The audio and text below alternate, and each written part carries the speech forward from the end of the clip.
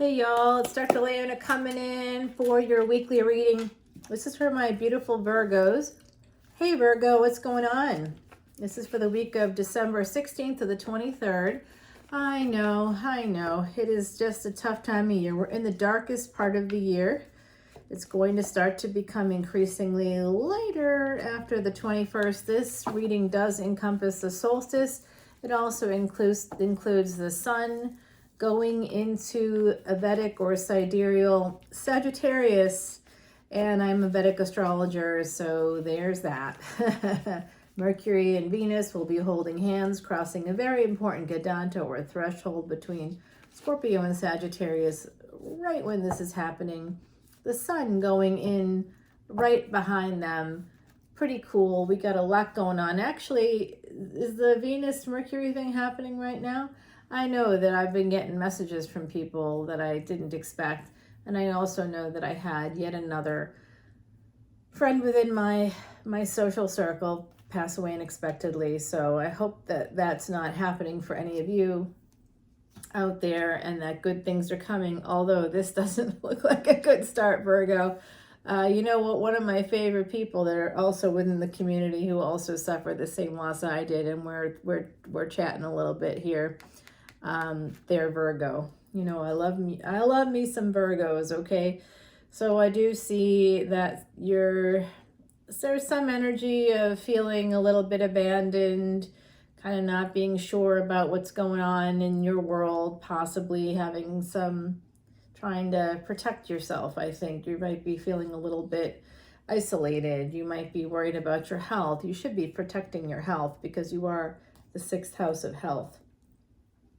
So I do see here with this Chariot card coming in, some of you want to move towards someone. I think in particular, this looks like you'd like to head towards an individual.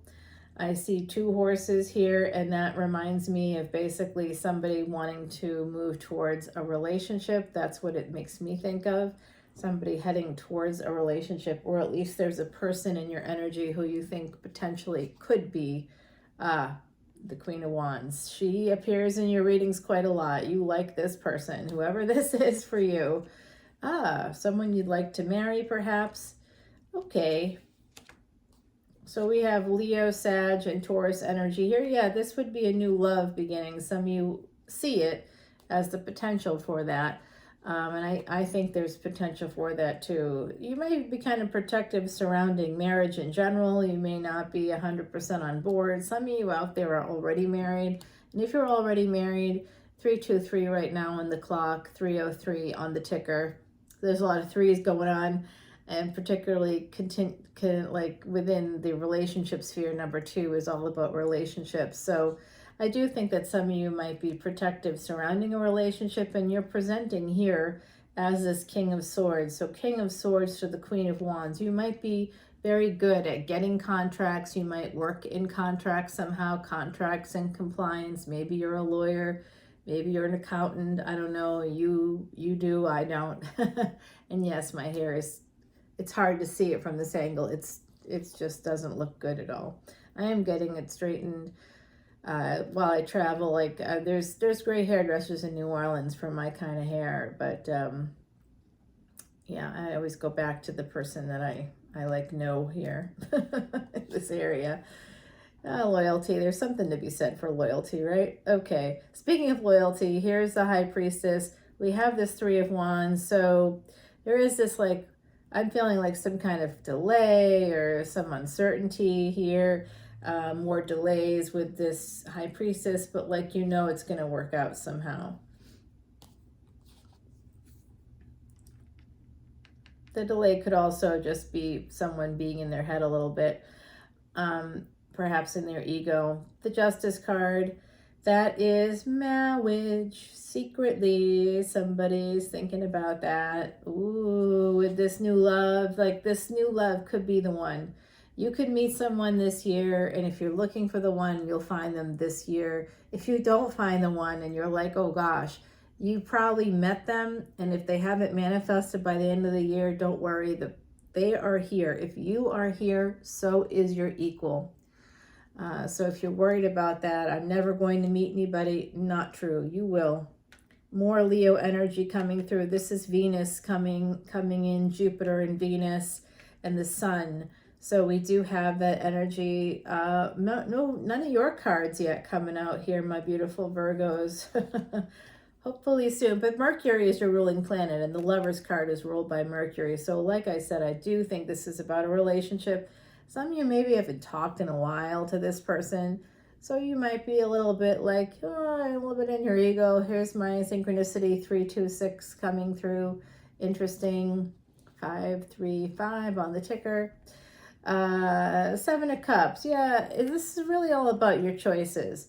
You choose to move forward, you're going to meet the person. You choose not to, you won't. You just have to make a decision one way or another. Someone has to make a decision one way or another to have this new love, to send out messages, to move towards this person. This could be a second marriage for some of you in the collective. This is something that's going to make you very happy. More Leo energy, 5th house energy. And this is you, Hermit. This is you guys. I think it's you and a Leo. What do you think? There's also Gemini here. There's Pisces. There's Libra. So Cancer, Taurus. So there could be some other placements. You guys may have some other placements going on, but I do think that some of you are thinking about heading towards this individual, and you might, I don't know if you're holding back on making the decision. This is like where this is, for me, this is the loop, the circle of hell. That's the loop where, you know, you got to make a permanent decision, but you got a lot of choices. You're just not sure what to do. You want to move forward. You're thinking about it. When you think about it, you see how happy you can be. You see what a profitable, abundant relationship it could be, but then you don't do anything about it. And then you decide, okay, I got to make a decision. And it's like a loop like that. Does that make sense to you guys? I bet some of you are going, yep. You know, this Queen of Wands won't be waiting forever because they are an Empress. Yeah. This is Taurus. Now we have 2nd and 7th house here. So I think that some of you are going to be moving towards this person. I think you are. We have houses 2, 3. Wow. We have 2, 3, 4, 5, 6, and 7. We don't have the 8th house yet. We also have the 12th house. Interesting, guys. Let's see what else is happening here. Some of you are I'm not sure if this is third party energy or what, but there could be. There could be. This person could be married, you could be married, I don't know, or in a higher level of commitment. That could be part of the thing that you might not be sure. You might not be sure about that. They might be divorcing or whatever. There is this sense of love here, being at a crossroads when it comes to love. But this will be the real deal. Whenever you escape towards it, you're going to move towards this beautiful love. You might be traveling together. It's going to be, this is to me like a vacation, okay? This could be a vacation that gets this love ball rolling for you. So if you're traveling, you might travel to see this person. You might want to travel to see this person. But it looks like if you do, it's going to produce some kind of healing, and you're going to want to move forward pretty quickly. Yeah, but I see some backwards energy. Some clarity coming in here for you about maybe the burdens, moving towards this Ace of Wands and this Queen of Cups. So there's a person here that is very loving, very strong, very nurturing, and that's how you will see them. Right now you see them as a Queen of Wands. Maybe they've got a lot of passion, maybe they've got a lot of energy. They might look like they can just kind of make things happen. This individual could also be, you know, your energy is here. I see a divine counterpart here, someone coming in for you who, you know, could very well be that individual who's very good with contracts, who can make a lot of money, but it has to do with a marriage. And you may have both been married before too. I'm picking up on that. Okay, Looking good. The bottom of the deck is transformation. I was looking for Scorpio. There's the 8th house. All right. We've got the 8th house rolling it in there now. I like it.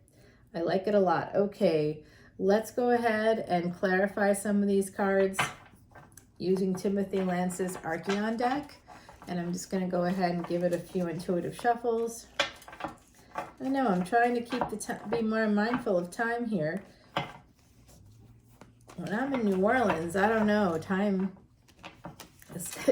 everything is slower, but it's the South, and that's kind of the way it is. And when I'm there, I definitely get more Southern. You notice my accent gets thicker when I'm there. Pretty much non-existent otherwise. You know what? I just noticed that there's a card that I left behind over here. What is it? Let's find out. The Strength card. More Leo energy. All right, well, looks like, Virgo, you might be heading towards a Leo. I like it. I'd enjoy that. I have one planet in Leo. Let's go. What do I have in Virgo? Well, I can't tell you my whole chart. I got planets in Virgo. Everybody does, by the way. Yeah, I absolutely do. I absolutely have some really important, like my chart really has some important placements there within the overall. We got someone holding back, which we had here. So this is going to clarify that energy for me. I want to clarify the Lover's card, the King of Swords always, the Queen of Wands, the Empress. Hell yeah. What's going on with that? This Love card here. Is this a brand new love? We'll find out if this is going to be a second marriage for some of you. Very healing opportunity. I see this Hierophant. We'll clarify that to get more on the marriage, as well as this Justice card, which is the 7th house, and that's where we find marriage. I'd also like to clarify the very first card, the 5 of Pentacles, as well as the Chariot, which was earlier in the reading. A little nervous about that. And the Sun. And the other side's telling me to clarify the High Priestess. Of course they are.